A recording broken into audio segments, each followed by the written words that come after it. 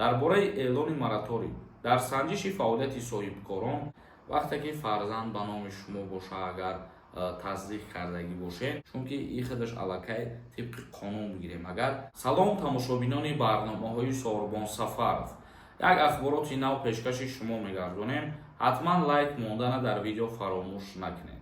хоб, нафарҳое ки дар Россия қарор дорем ва хоҳем фаҳмидан ки дар номи шумо ягон штраф шидагӣ ҳаста ё ин ки не, рақамҳои WhatsApp-да бинависонен, проверка мекунанд ки номи шумо штраф дора ё ин ки тоза. мавзӯи асосии имрӯзаро шурӯъ мекунем. баъдан саволҳое ки нависондагиен хонда ҷавоб мегардонем. Президенти Ҷумҳурии Тоҷикистон муҳтарам Эмомалӣ Раҳмон фармони моратория барои санҷиши соҳибкоронро имзо кард. То соли 2027 дигар ҳеҷ ниҳоде ба истиснои мақомоти андоз ҳақ надорад ки фаъолияти соҳибкорон дар Ҷумҳурии Тоҷикистонро санҷиш кунанд.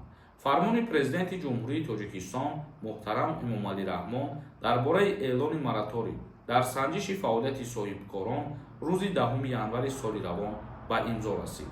яъне ки фармон ба имзо расид аз ҷониби президент муҳтарам Эмомалӣ Раҳмон дигар аз коркунои андоз, яъне ки ғайри кумитаи андоз, ягон мақомот ва ягон корхона то соли 2027 ҳақ ва ҳуқуқ надорад ки соҳибкорора рафта тафтиш кунанд, яъне проверка кунанд. хадамоти матбуоти президенти кишвар бо нашри фармон ва тавзеҳот навишт ки ин бо мақсади дастгирии давлати фаъолияти соҳибкорӣ, фароҳам овардани фазои мусоид барои ҷалби сармоя ва таъсиси ҷойҳои нави корӣ татбиқ карда мешавад. моратория аз 10 январи соли 2025 то 1 январи соли 2027 амал мешавад. инам бигем як дастгирии хуб барои соҳибкорони ватанӣ мебошад аз ҷониби президенти Ҷумҳурии Тоҷикистон муҳтарам Эмомалӣ Раҳмон.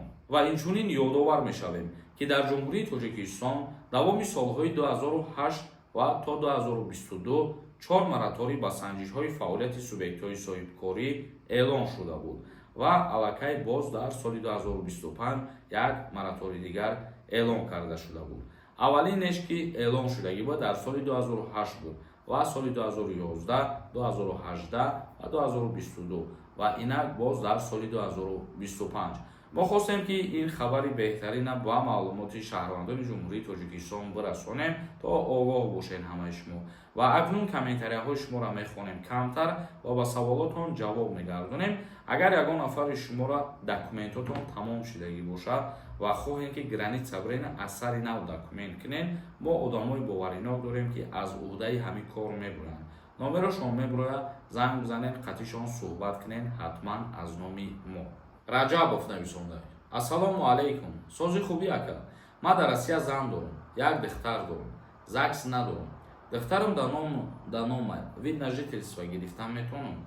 вақте ки фарзанд ба номи шумо боша, агар тасдиқ кардагӣ бошед, бо дар иҷа ЗАГСи шумо лозим мешавад. яъне агар шумо дар назар дошта бошед ки ба воситаи фарзанди худтон баъдан соҳиби шаҳрвандии Федератсияи Русия бошед, дар иҷа боз аз шумо ЗАГС пурсида мешавад. як нафари дигар нависонда. ассалому алайкум ака. мегуфтед киҳо дар оила сардори оила шуда метавонанд. мо дар оила 2 нафар мебошем. ман писари хурдӣ мебошам. дар оила падару модарамро ман нигоҳубин мекунам. бародарам хизмати ҳарбӣ кардагӣ аст. зиндагии ӯ алоҳида мебошад. бародар, шумо ба ман бигӯед, оё ман метавонам дар оила сардори оила бошам ва ҳуҷҷати сардори оила гирам? Не, бародар азиз, мутаассифона. сардори оила дар ҳама ҳолат фарзанди калонӣ шуда метавонад. яъне ки шумо фарзанди хурдӣ ки мебошед, наметавонед ки худтона сардори оила ба қайд бигиред. як нафари дигар нависонда. салом акаи Сорбон. ҳамин ҷои шиноснома ва раводид ҳамин дар кадом тарафо бошад? дар шаҳри Душанбе мебошад.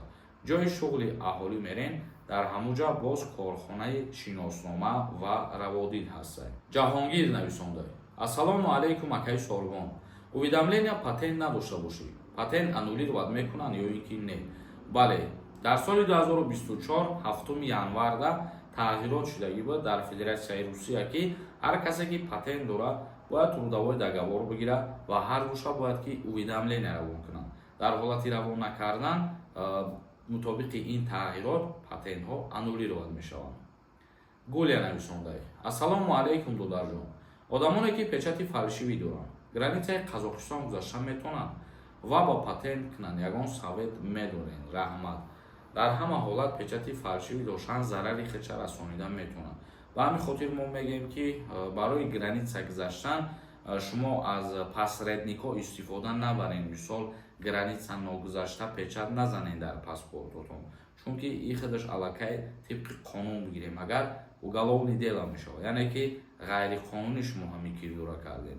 Ва барои границаи Қазоқистон сафар кардан мо хеле ки дар видеоҳомон мегем, агар ягон одами боваринок худтон дошта бошед ва аз ӯҳдаи ҳамин кор буромада битонад ки шуморо бара ва боз дуроварда битонад, бале хеле вариант ҳам ҳаст. Баҳрулло нависонда: Ассалому алайкум ака. Ман қариб 2 сол мешавад дар шаҳри Новосибирск қарор дорам. Документ кардагӣ нестам. Метавонам граница равам, метавонам патент карда.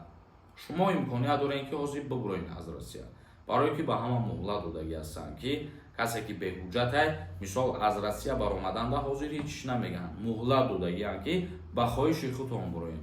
Ва агар ки муҳлат тамом шававу баъд бубуроед, хеле вариант намешавад дигар ва дар ӯ вақт депортатсия кардан сар мешавад.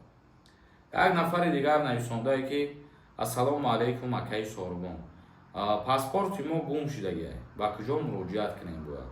Дар ҳамун шиносномаҳои хориҷӣ дар варақаҳош ҳастае ки дар ҳолати гум кардани ҳамин ҳуҷҷат шумо метавонед ба наздиктарин коркунҳои консулгарӣ муроҷиат кунед ё ки ба сафоратхона муроҷиат кунед. Як нафари дигар нависондае ки: Ассалому алайкум ака. Ман соли 2017 вақти документ кардан касал буромадам. Соли 2021 рафта мара аз аэропорт гаргонданд. ҳоли паспорт масанҷидам ҳуяй мегӯянд. Ман рафта метавонам акаҷон, як маслиҳат медодем.